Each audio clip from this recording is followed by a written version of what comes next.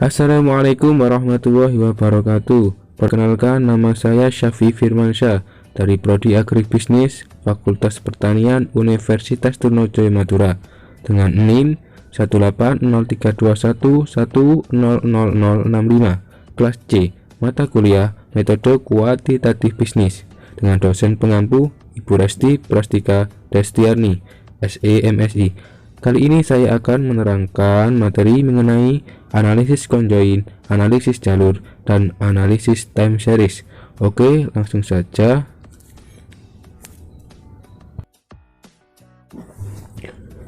Analisis conjoin.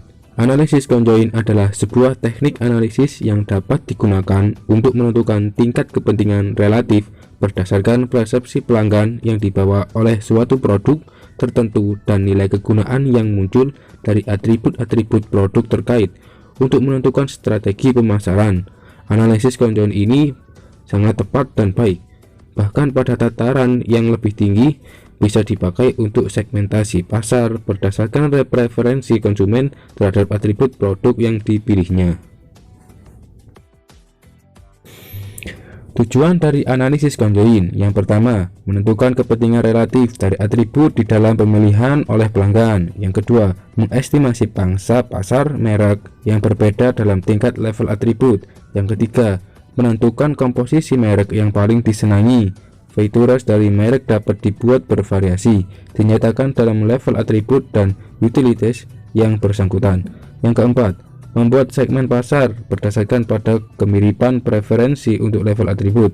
Yang terakhir, menunjukkan sejauh mana kesediaan individu melakukan pertukaran trade-off antar atribut karakteristik suatu produk pelayanan sehingga berguna untuk memutuskan cara optimal dalam memberikan pelayanan dengan keterbatasan sumber daya.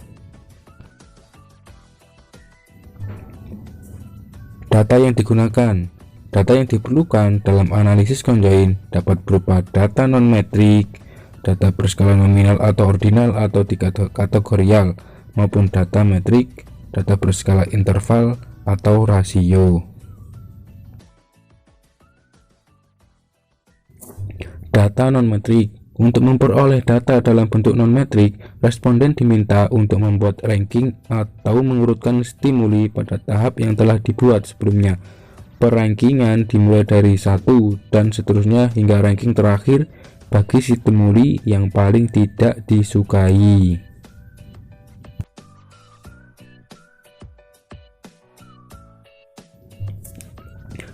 Yang kedua yaitu data metrik. Untuk memperoleh data dalam bentuk metrik, responden diminta untuk memberikan nilai atau rating terhadap masing-masing stimuli. Dengan cara ini, responden akan dapat memberikan penilaian terhadap masing-masing stimuli secara terpisah. Pemberian nilai atau rating dapat dilakukan melalui beberapa cara, yaitu yang pertama, menggunakan skala Likert mulai dari 1 hingga 5. 1 yang artinya paling tidak disukai dan 5 artinya paling disukai. Untuk yang kedua yaitu menggunakan dengan nilai ranking. Artinya untuk stimuli yang paling disukai diberi nilai tertinggi setara dengan jumlah stimulinya, sedangkan stimuli yang paling disukai diberi nilai 1.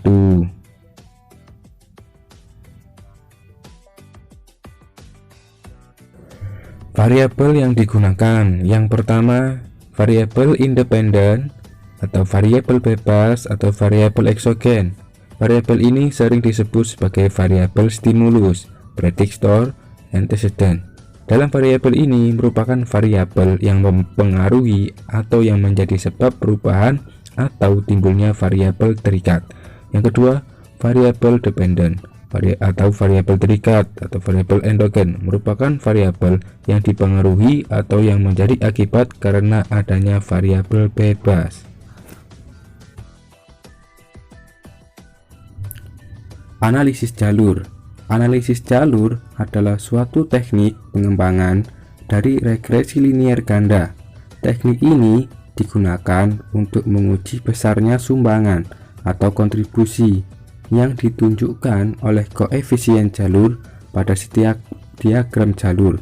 dari hubungan kuasal antar variabel X1, X2, dan X3 terhadap Y serta dampaknya terhadap Z. Tujuan dari analisis jalur yang pertama, melihat hubungan antar variabel dengan didasarkan pada model a priori. Yang kedua, menerangkan mengapa variabel-variabel berkorelasi dengan menggunakan suatu model yang berurutan secara temporer. Yang ketiga, menggambar dan menguji suatu model matematis dengan menggunakan persamaan yang mendasarinya. Yang keempat, mengidentifikasi jalur penyebab suatu variabel tertentu terhadap variabel lain yang dipengaruhinya. Yang terakhir, menghitung besarnya pengaruh satu variabel independen eksogenus atau lebih terhadap variabel dependen endogenus lainnya.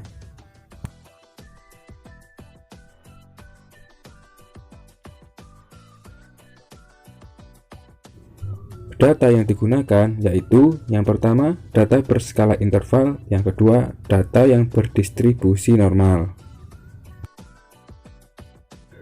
Variabel yang digunakan, terdapat variabel independen eksogenus dan dependen endogenus untuk model regresi berganda dan variabel perantara untuk model mediasi dan model gabungan mediasi dan regresi berganda serta model kompleks.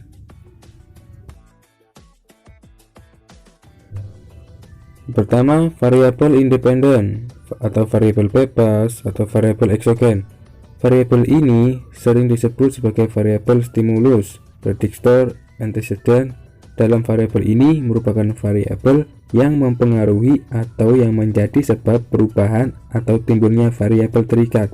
Yang kedua, yaitu variabel dependen atau variabel terikat, atau variabel endogen, merupakan variabel yang dipengaruhi atau yang menjadi akibat karena adanya variabel bebas. Yang ketiga, variabel perantara atau intervening variable. Nama lain variabel perantara adalah variabel penyela atau variabel antara. Variabel ini terletak di antara variabel bebas dan variabel tidak bebas, sehingga variabel bebas tidak secara langsung mempengaruhi berubahnya atau timbulnya variabel tidak bebas. Secara teoritis, variabel perantara mempunyai pengaruh, tetapi tidak dapat diamati dan diukur. Pengaruhnya harus disimpulkan dari pengaruh-pengaruh variabel bebas dan variabel moderat terhadap gejala yang sedang diteliti. Contohnya, hipotesis promosi yang baik akan mempengaruhi peningkatan minat beli. Variabel bebasnya promosi yang baik, variabel tidak bebas minat beli, dan variabel perantara atau pengganggu yaitu kualitas motor. Pada dasarnya, promosi yang baik akan meningkatkan minat beli, namun kualitas motor yang akan dijual juga mempengaruhi minat beli calon konsumen.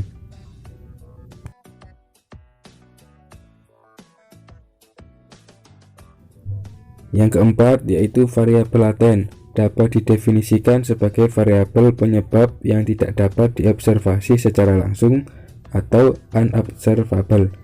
Pengamatan variabel tersebut diamati melalui variabel manifestnya. Variabel manifest adalah variabel indikator terukur yang dapat diobservasi secara langsung untuk mengukur variabel laten. Contohnya, variabel laten motivasi tidak bisa diobservasi secara langsung, namun melalui variabel manifestnya atau indikator seperti kerja keras, pantang menyerah, tekun, teliti, dan juga yang lainnya. Yang kelima, yaitu variabel mediator atau intervening dan moderator. Variabel mediator adalah variabel perantara antara variabel independen dengan variabel dependen, sedangkan variabel moderator adalah variabel pihak ketiga yang memodifikasi hubungan antara variabel independen dan variabel dependen. Contohnya, bila umur merupakan variabel moderator antara gaji atau variabel independen dan biaya pemeriksaan kesehatan atau variabel dependen, maka hubungan antara gaji dan biaya pemeriksaan kesehatan akan lebih besar untuk orang yang tua ketimbang yang muda.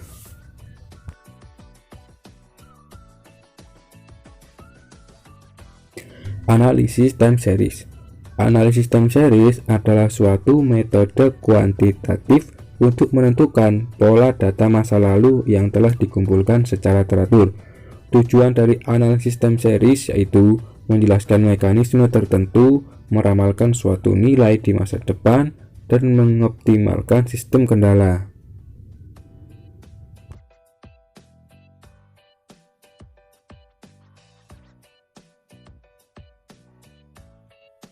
Istilah yang digunakan dalam analisis time series, stationaritas, dan kointegrasi. Time series yang pertama yaitu tren, keadaan data yang menaik atau menurun dari waktu ke waktu.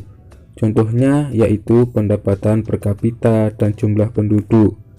Yang kedua, gerakan musiman atau fluktuasi yang muncul secara reguler setiap tahun yang biasanya disebabkan oleh iklim, kebiasaan, atau mempunyai pola yang tetap dari waktu ke waktu. Contohnya yaitu penjualan pakaian akan meningkat pada hari raya. Contoh yang kedua yaitu penjualan tas sekolah dan buku akan meningkat pada awal sekolah. Yang ketiga yaitu gerakan siklis, muncul ketika data dipengaruhi oleh fluktuasi ekonomi jangka panjang. Bisa terulang setelah jangka waktu tertentu, biasanya akan kembali normal setiap 10 atau 20 tahun sekali. Bisa juga tidak terulang dalam jangka waktu yang sama. Gerakan siklis, tiap komoditas mempunyai jarak waktu muncul dan sebab yang berbeda yang sampai saat ini belum dimengerti. Contohnya seperti industri konstruksi bangunan mempunyai gerakan siklis antara 10-20 tahun, sedangkan industri pakaian gerakan siklisnya lebih pendek lagi. Yang keempat ialah error atau irregular, gerakan yang sporadis atau tidak tertentu. Gerakan ini ditimbulkan oleh suatu kejadian yang tidak terduga seperti perang, gempa bumi, dan sebagainya.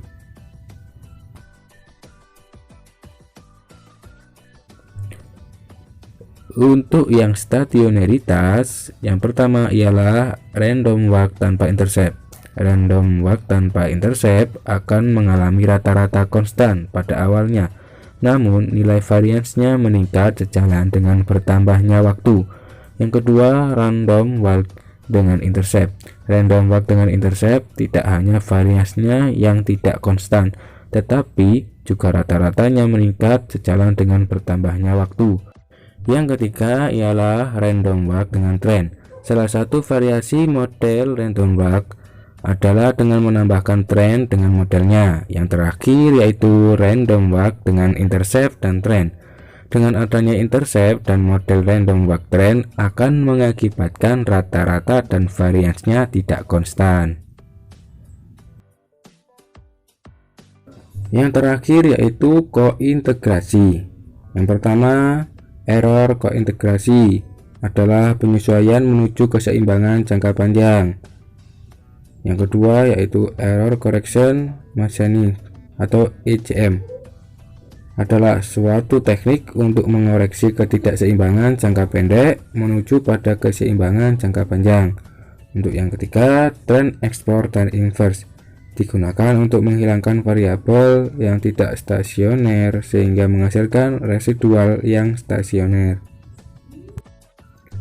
Demikian beberapa materi yang dapat saya sampaikan. Apabila ada kesalahan, saya mohon maaf yang sebesar-besarnya. Wassalamualaikum warahmatullahi wabarakatuh.